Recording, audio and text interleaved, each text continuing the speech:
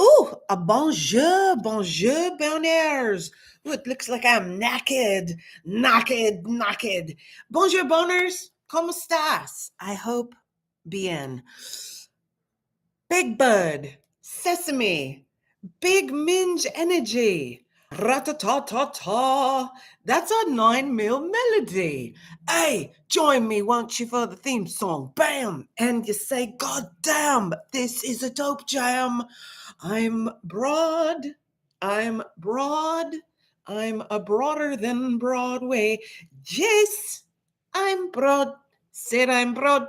Said I'm broader than Broadway. And I'm diddling myself. And it feels so good. Your sauce will mix with ours and we'll make a good goulash, Berber. Oh, yeah. What time is it? It's time for your favorite show in the universe of the week. It's time for Get Wood with your pal, Jess Wood. Hi, I am said pal, Jess Wood. How are ye? How are ye? This is yeah, I cut it. You you need to cut it. Your hair is way too long. You need to cut it. Your shit is way too long. You need to cut it. Hey, what's going on? How are you? Thank you so much for being here, and thank you for listening. I'm trying to, if you're watching on video, I'm really trying to make it seem like I am wearing clothing, which I am. It wouldn't matter if I wasn't, though, would it? Would it? No, it wouldn't. I hope you had an okay week. This is Get Wood, your weekly dose of cheer and silliness to get you through the next week because there's some madness going on. And I am here. This is my protest song. My protest song is this. Bam! Big Minge energy. Because you can protest with joy. You heard Brooklyn? Have you heard? Anyway, I hope you had a great week. I had a great week, spectacular week. As I do, I'm very blessed. I'm so grateful every day. And I think to myself, Jesus, God, goddesses and everywhere, help me. I am so grateful for my life. Like, do you ever just have a moment and just sit and you go, oh my God, look at me. I'm like healthy. I got all my limbs, got a nice tete. I can see, I can smell, I can taste, I can feel, I can hear the chicken and the grains and the color and the baked potatoes. So yeah. Very grateful week. Some challenges, of course. We all have challenges. Listen, we're human beings. We are up for the challenge. Are you up for the challenge, though? Are you up for the challenge?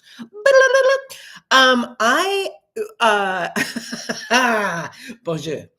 I figured out. I was listening to the radio, which I love. Not the radio. Like, is there really still a radio? But I was listening to Sirius XM. Titty, I was listening to Sirius XM, and I love to do the whole genre mix up. Like, I listen to from like doo-wop to drum and bass drum, from African to bambara, African bambara, Egyptian lava, and so I was listening to the 50s on 5. Sirius XM, 70s on 7, 50s on 5, 60s on 6. Like, they really, but the interesting, I love, they have all the old DJs, if they're still, with us. They have these old DJs, and it is hysterical. Like, I don't think Huggy Boy is still with us, but there's some oldies DJs that used to be on KRLA, and if you're from LA, Que Orale is it's just the best thing ever. Que Orale, which was the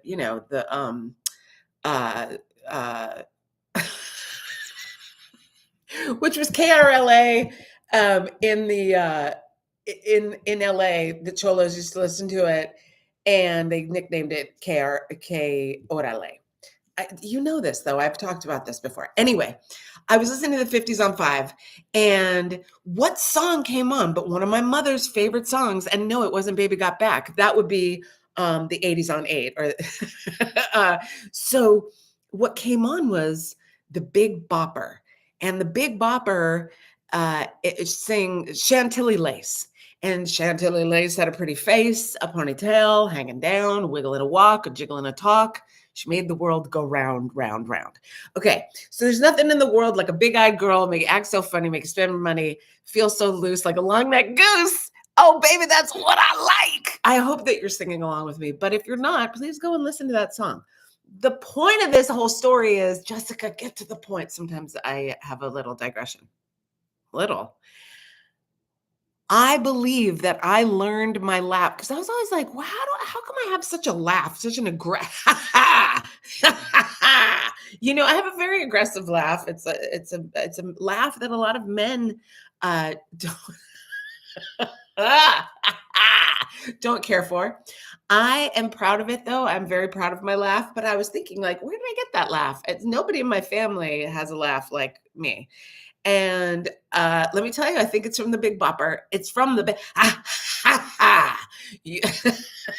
it sounds like Phil. It's like a cross between the Big Bopper, Chantilly Lace, and Phil Hartman. You are correct, when he played Ed McMahon on SNL. So, you know what? Sometimes it's a glorious moment when you can figure out what your history is and where you come from. I'm a little obsessed with the historic thing. I haven't done any DNA. I did do the DNA. I did swab my cheek with a gentleman who I thought maybe was my dad, my maybe daddy. That's what I was calling them, those guys. And he turned out not to be. But other than that, I haven't ever done like ancestry.com or whatever the things are where you send in your DNA. However, if I can trace back my very loud and wild laugh to the Big Bopper or Phil Hartman, I'm going to do it. And yeah, those are two men. And yeah, perhaps I'm in touch with my masculine side.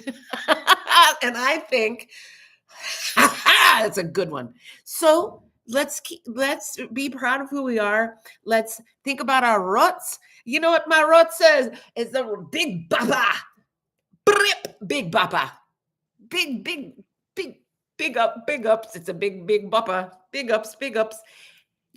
I speak of lineage, I speak of DNA, I speak of knowing your history and being proud of your roots. Roots, rap, reggae. And I have such another gratitude, big up gratitude on this volunteer work that I do every month with the seniors at the storytelling. Now, if you have an elder in your life, if you're not asking them questions about their lives and what they've done and stories that they may have about things that they did or experienced or saw or had, good God, you're missing out, babies. Go and ask some old people some questions. And trust me, they want to tell you. They are very into telling you a story because I'm blessed enough. That's right, I said blessed. I don't say lucky. I said blessed. I'm blessed. Too blessed to be stressed, like that woman's shirt in the Fulton Mall I saw. I get to volunteer with these seniors, and I've talked to you about it before because they have an effect on me because I think it's really important. I mean, fuck, I'm the elders of others now, and now I have these elders to look up. It's glorious. So this week, I was the leader of the pack. The leader of the pack. Again, 50s. I've been 50s on 5. So the woman who usually runs the volunteer course was out of town. So I was put in charge of the group, which I love. I've led before and I have no problem. You know me, I love talking.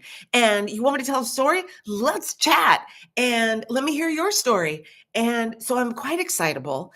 And so I was very excited to run this week's session with the seniors.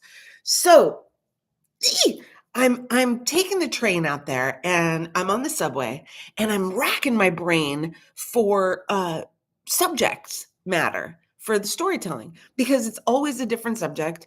And we always like to kind of go with like, what's going on in the world? Not in the not politically, but like, we try to keep it light. Um, because trust me, get them you don't even get me started. Don't even get me started. So we bring in themes that have something to do with like what's going on in that week or that month, or is there a holiday, or is there something that's, is there a season change or anything like that.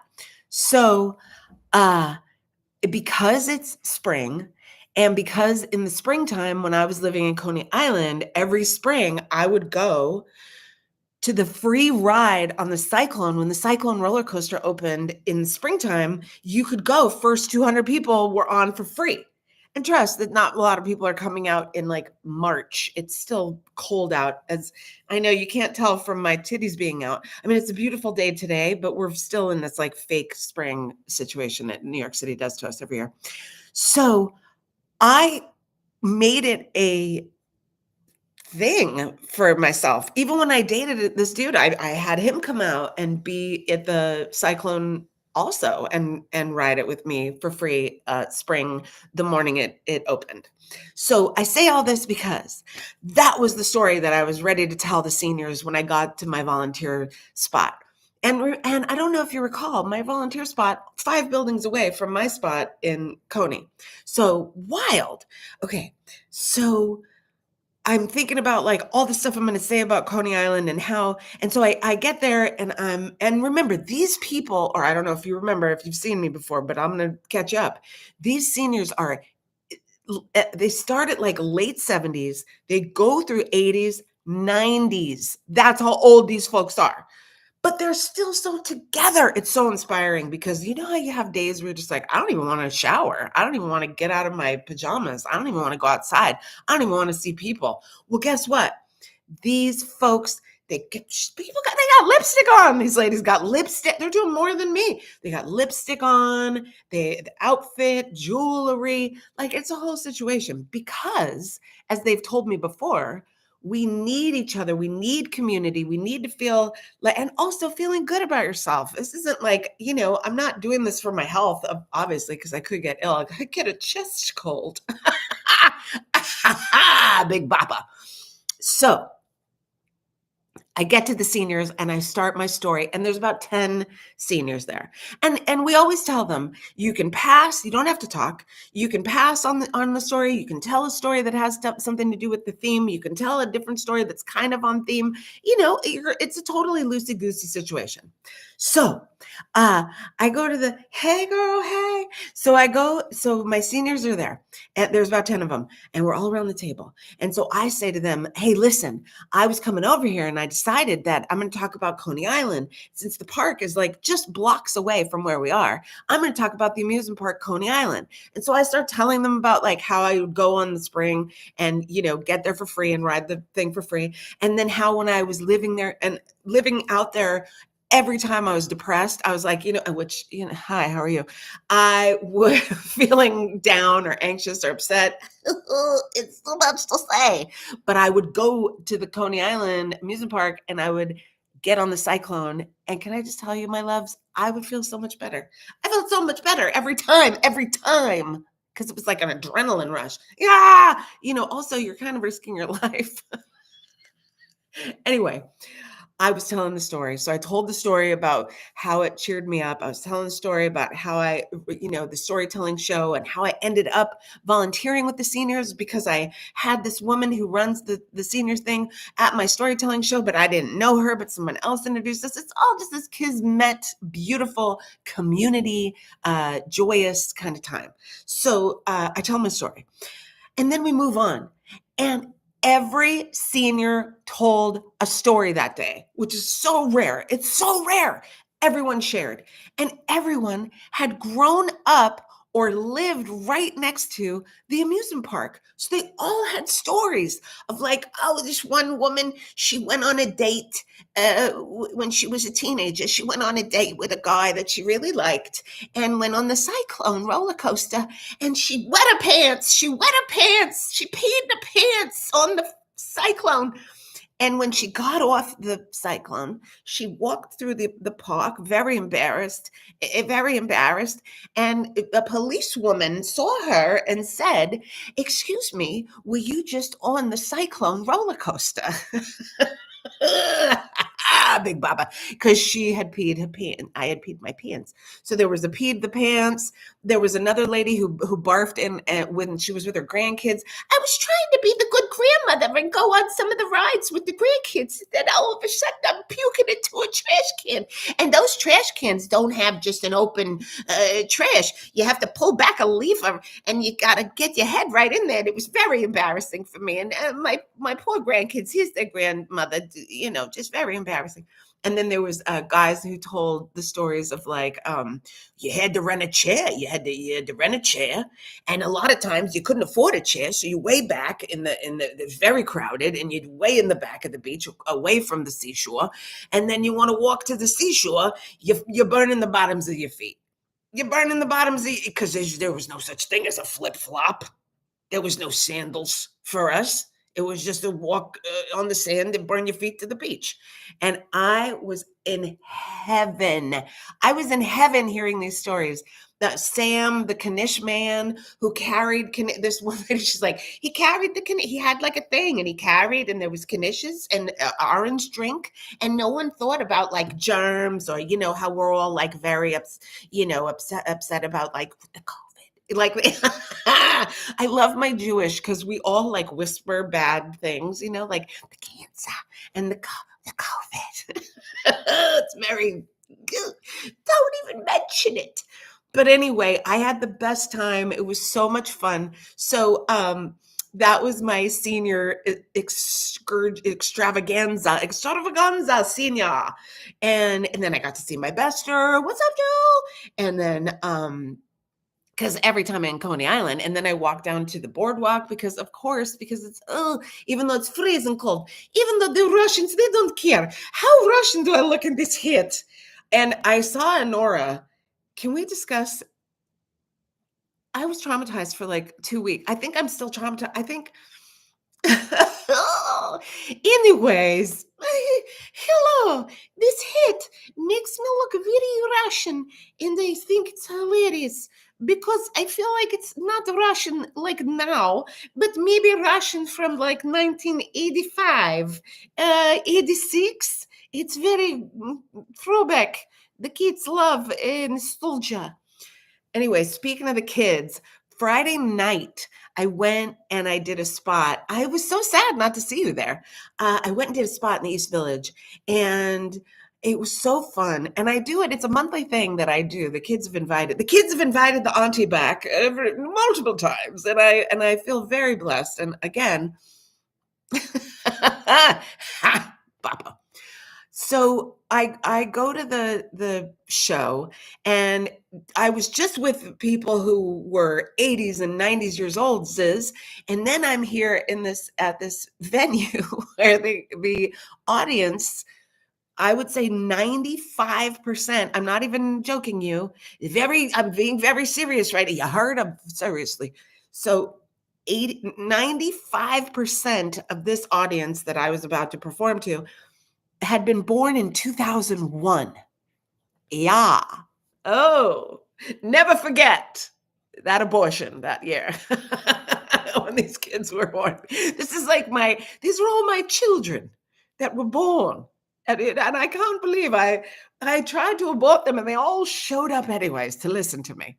So they were out there and they were just so cute. And everyone, and I know some comics get really angry and they kind of yell at the younger folk, and I'm not angry at them. I can't be. I'm studying them. I do have sex with their men and young gentlemen in their 20s.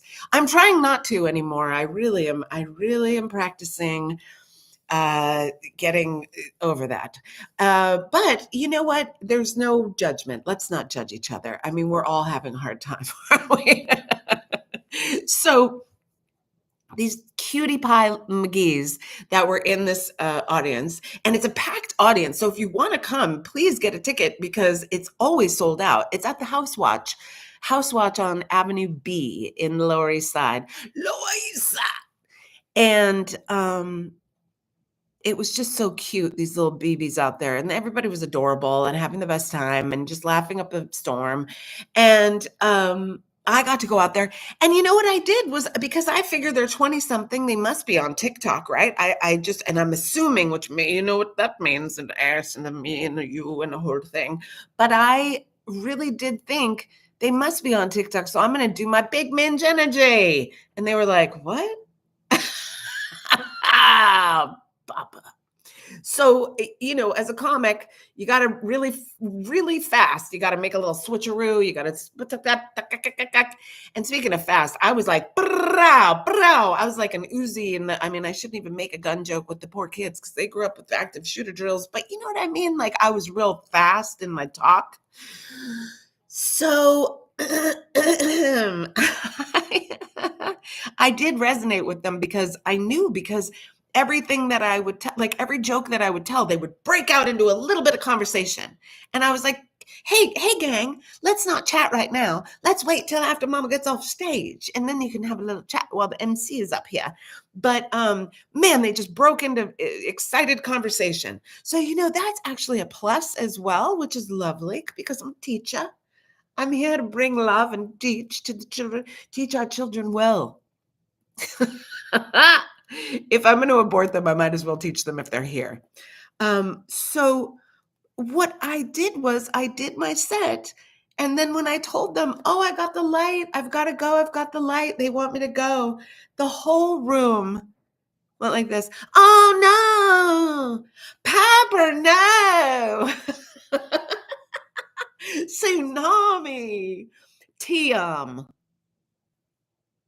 You know, are you watching White Lotus? Piper, no. Tsunami. Oh, Tim. I don't know how Parker Posey, she's got her whole mouth just draws down, and I don't know, she's so good. She's just so good.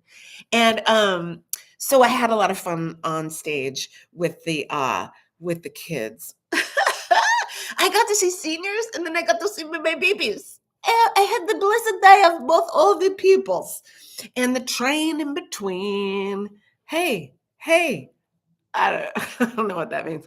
So I'm walking home from, it's not stopping. It's not stopping. This show continues on without a break. We're ADHD. And we, by me, I mean me and my multiple personalities. Have you not noticed? So, I'm we should have a White Lotus watch party. You better catch up. Ivy, no. So, I'm walking home from the show, from the House Watch on Avenue B. I'm walking home and I'm walking down the Bowery. And if you joined me last week, you remember I was talking about the Bowery. I was giving you the history of the Bowery. That was the Bowery, when it was all the missions and where it was first, it was the Bowery Boys. The Bowery Boys, see? You hear, what do you know? What do you, hey, what do you see? What do you hear? What do you know? You know what I mean? And then the kids with the news cappies on. What? Sure, Flatfoot, we are after us, we're just orphans. So that was the Bowery Boys. Then there was the Bowery Bums. There was all these missions, and they just called them the Bowery Bums. Like Jonathan Ames, one of my favorite writers of all time, he writes about drinking with the Bowery Bums, and it's very romantic. I don't know how he does it, but it makes it very romantic. Anyway, I'm walking Bowery, and here I am. I'm behind a couple. It's a white lady and a man. I can't see him. He never turns his profile. He's got dark hair, and everybody's in a coat. You know what I mean? But this homegirl, she got no coat. She got like a jacket, and then she got the short skirt. Okay, skirt, and tall boots and a short skirt, and she's drunk. And so she's walking, but she's like scraping the heels of the boot. You know, like if you know, you know, when the girls are walking and they're scraping those heels. Ooh, it's like nails on a chalkboard. Papa, no. And so she's walking in front of me with her man, and she's kind of like, hanging around her man, and she does not look back, but she's looking at her man a lot. So I'm getting a profile situation, and waspy looking white gal. And she's walking, and all of a sudden, with no prompt and not ever looking behind her completely to even see me, like I don't even think I'm making it in her peripheral. She lifts her skirt, when it's up, then it's up, then it's up, then it's stuck, then it's up. They used to be married, so I could put them together, right? Skirt, up, then it's up. Well, not skirt. He didn't ever skirt. It was the other. It was Offset wasn't the skirter. Anyway, don't. So I saw a bare ass. So what I'm saying is, it's Bowery, Bowery boys, Bowery bums, and now Bowery buns. How, Big Baba. So I got to see some white buns. It was not a good ass. I'm gonna say it. I'm gonna say it. Not a good ass. And you know what? I would give it up. I'd give it up for a good ass. What am I gonna say? What am I guy? Jealous? Nah. A good ass. Good ass. So I got 5 more minutes. 4 more minutes. It's gone by so fast. I'm so happy for y'all to be here. I'm just loving you so much. I just give you so much love and use my few minutes to give you love. No, I got another story. Okay. So I love meeting people on the subway. Well, I like meeting people all over. I like strangers. I enjoy a stranger and chatting with a stranger, making silly with a stranger, whatever. So making silly. The other day, I'm on my way to work. I'm on the train. I'm on the subway, and I can see these 3 people. It's 2 guys and a girl, and across from them are 2 guys. And I realize they don't know each other, but they're chatting. Oh, they're chatting. And what they're chatting about is the 2 guys, one of the 2 guys across from them is trying to guess what they do or who they are in accordance to one another. And so he says, so I hear him say, "What are you guys, like a thruple?" Yay. I love him. And they laugh and I laugh and I'm sitting far away. And they laugh and they go, no, but he's the one with the job. We should probably be with him. We should be his girlfriend and boyfriend because he's the one that's got a good tech job. And the guy was like, "Oh, tech, what do you do?" Whatever. So then it was like a couple more minutes of kind of funny, throuple talk and silliness. So then they get off on the next stop, but I don't have another couple stops to go. I have another couple stops to go, and the guys who wanted to guess, were still on the train. So when the 3 people leave, when the throuple leaves, I jump into their seat and I look at the guys and I go, "What about me? Do me next. Do me next." What? And so, yeah, this is how I roll. This is how I roll, like thunder, rolling like thunder under the covers. And I guess that's why they call it the blues. So the guys are like, "What is?" So it's their turn to laugh now. And I go, "No, what am I? Tell me what you got here. Show us what you got. Show us what you got."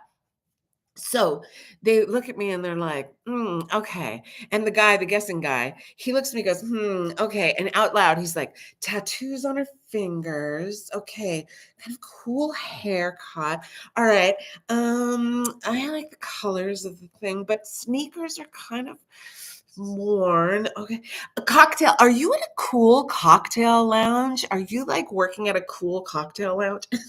And I was like, I'm a bartender. Yes, you know what? Jeopardy wouldn't give it to you, but other guessing games would. So I'm like, I would get, wait, don't tell me would give that to you, right? If it was a question. So ding, ding. Yes, I work at a bar. And they were like, "Oh my God." And so it was very cute. I just love having those interactions. They're just so sweet and fun, and you never know. And last week I know I had a few of them, but always just keep your eyes open. I know it's a very hard time right now. So I'm winding down last minute.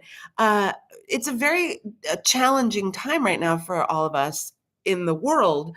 Um, but if you can find some joy and you can live it really loudly, that is a form of protest.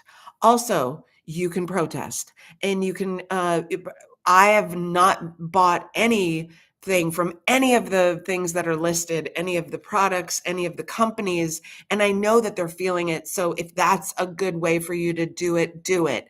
If you can go out and make your voice heard, great. Hold a sign, go to the Tesla dealership. You know what I mean? Um, but whatever you can do. And I just want to remind you, if all you can do today is just feed yourself a really good meal, have a couple of deep breaths, a couple of good laughs, you've really done well for yourselves. So if you're not hurting yourself and you're not hurting anybody else, you're doing such a great job. And I just want to commend you. And I want to remind you that your worst critic, like we really are hard on ourselves, and we don't need it, especially now. I know I stuttered a little because it makes me nervous to be so vulnerable and tell you, but I am vulnerable all the time. I just do it with a laugh, but I encourage you to just be as authentic as possible, and love always wins. And I love you so much for listening and for watching, and please share. If you enjoyed this, please like and comment and share. Big Papa. I love you. I'm signing off, and I will see you next Tuesday. Okay. Let me know if you need me to talk about anything this week. You can always DM me, and I do get back to where you once. Love you. Bye. Love you.